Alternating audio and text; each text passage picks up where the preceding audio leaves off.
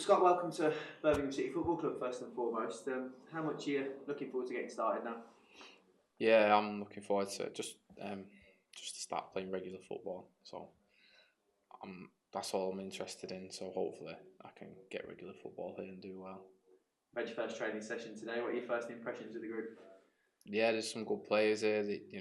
Training's quite intense and it's tough. I mean, I've not trained with the first team for getting on nearly 2 months now. So yeah, it's quite intense but there's good quality there. When did you first hear about this move? Is it something that happened fairly quickly, or has it been in the pipeline for some time now? I'm not really sure, to be honest. I don't really get involved in that. It got to the point at Stoke and my previous couple of years that I've got to play football matches somewhere. And I just got the call just to say of the interest, etc. And it built from there. And I just want to play football, regular football again, and get back to where I was at 2 or 3 years ago. Yeah. When you join a new club, particularly as a striker, you always want to hit the ground running as early as you can. What do you think you can bring to this current group of players? Well, hopefully goals. And I mean, like I say, I go back. I've not hit my level, nowhere near my level for the past 2 years, and it's been tough and it's been frustrating. But if previously the one thing I'd always done is score goals wherever I went on a regular basis as well. So goals, I mean, that's all you can ask for, I think, in a striker. Have you had a chance to sit down with Pep? Obviously, he led the session today, and what's he had to say to convince you this was the right move? Yeah, I spoke to him this morning with Craig, and he just said, he said he had a list of targets given to him, and he just sort of said, he's seen my name and said, I want that one. And that's all you want to hear, really, isn't it, as a player? So that's all he sort of said, and he just went through a couple of things. But the fact someone wants you is always like a benefit, like a plus. So for him to say that was nice to hear. Yeah, and you clearly believe that a fit and sharp and firing Scott Hogan can score goals at this level, as you've proven before. Yeah, like I say, I know I can do it. I know I keep going back to the 2-3 years. It's been tough and it's just not gone right. It's not gone well, and I've got to deal with that. And I've just got to put it to one side and focus on myself for once and make sure everything's right for me. Forget everything that goes around it all. And I know if I'm back playing regular, I've always proved I'll score playing regular games. So I get regular goals in regular games, and that's what I'm hoping for. Yeah, the club are trying to improve their style of play since the summer. It's been a remit that Pep Catet's trying to execute. Is it something that suits you, a club that's trying to play football the right way? Yeah, I think so. Yeah, I mean, coming up through at Rochdale as a kid in League Two, not many teams play football at that level, and there was 2 teams who did. It was Rochdale and another, and we both went up, and I flourished in that team as a young lad, and then I went to Brentford, who were renowned for sort of almost, if you like, total football sort of thing, and I thrived there as well. So I do believe I suit like an attacking, possession-based team who are creative and pass and move, and it does suit me more than anything, because I'm not the biggest and whatever, but I think that suits me, and I tend to score my goals in a team who are quite free-flowing. Yeah, you talk about not being the biggest, but in Lukas Jukovic, you have a potential partner up there and an archetypal target man. Is that, on the face of it, a partnership that could flourish? I think that's part of the reason probably why I've been brought in, the old, as they say, the big man, little man combination. And to be fair to Juki, is watching past few seasons, obviously not playing against him on different teams, he's probably if not the best at what he does. He's brilliant in the air, attacking the back post and stuff like that. So maybe knockdowns and all that. That sort of because you can maybe go ugly side of the game as well with him up there. But yeah, I think the manager's looking for that. So we'll see how it goes.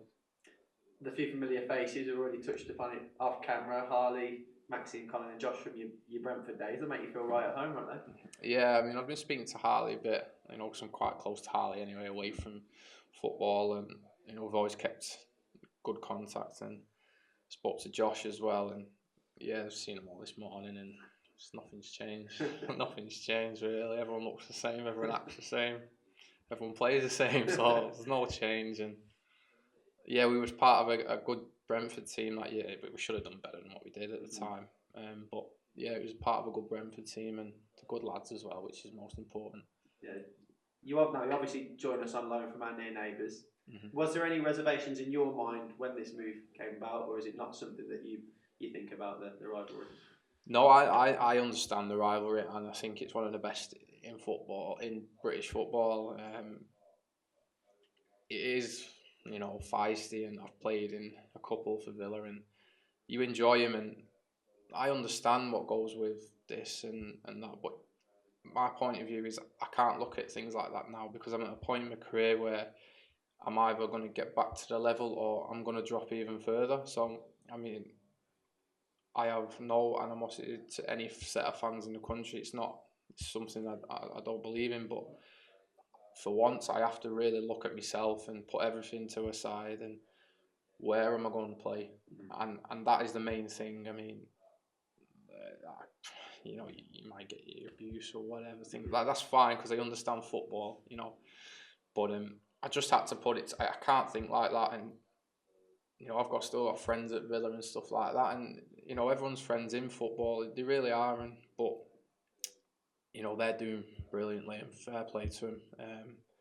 But I just can't think like that now. I'm I'm at a point in my career where it's either going to go one way or back the way I want it to go, and I can't sit and pick and choose a club because of this or that. I've just got to go and play, and the manager has suggested that's the case here. So I had to think about myself, and that's why it came about.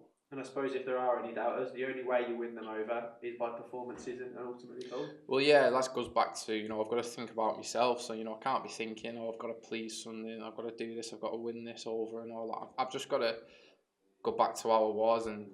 When I was at Brentford and I used to just concentrate on myself, nothing else mattered. It was like myself, and I did everything for myself. I worked hard every day, stayed long, and no noise ever affected me around the place. It was just focused on what I needed to do, and that's what I've got to get back to. So, goals obviously help and please people, and if I can do that, then great, because if I'm doing that, then I'm doing well, and that's all that matters to me at the minute. Yeah, you're a player who's had to prove himself. When you think all the way back to as a 19-year-old, the moment you first left Rochdale, to building your way all the way back through the divisions again. So this is nothing new for you. No. I mean, I've had a few setbacks in my career, and I'm not even really a long career. I mean, my total career games is really low considering. But yeah, I've had more tough times and good times in football, and that's just how it is. And you have to learn and to deal with that. And I probably didn't deal with it too well the past couple of years, and it's come back to bite me on the bum as such.